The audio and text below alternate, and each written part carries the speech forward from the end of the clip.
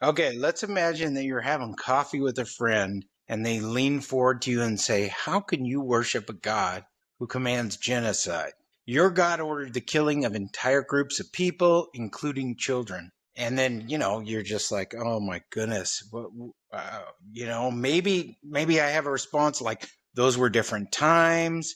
Hey, God has the right to judge. We just have to trust." But deep down, those responses aren't really sufficient, right?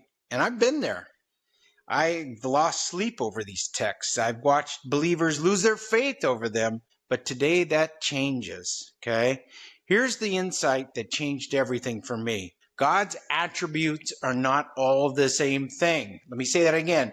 God's attributes are not all the same thing. So remember, he's compassionate and gracious, slow to anger, yet does not leave the guilty unpunished. And that's from Exodus 34.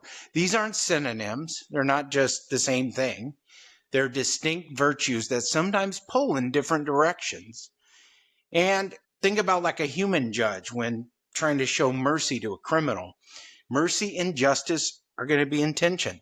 The judge has to balance them, right? God's virtues work the same way. So every virtue has a target.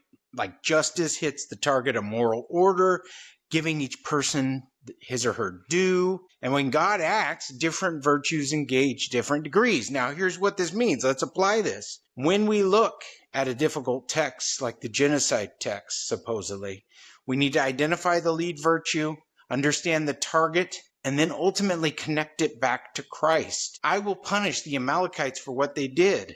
That points to justice.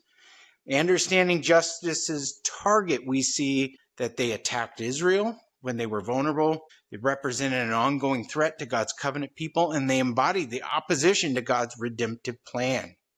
We connect to Christ. In Christ, perfect justice against sin and evil achieves victory. So before we have God like randomly commanded genocide, but after we run it through the covenant virtue ethics framework, we see God's justice targeting threats to redemptive history, pointing to Christ's ultimate victory over evil.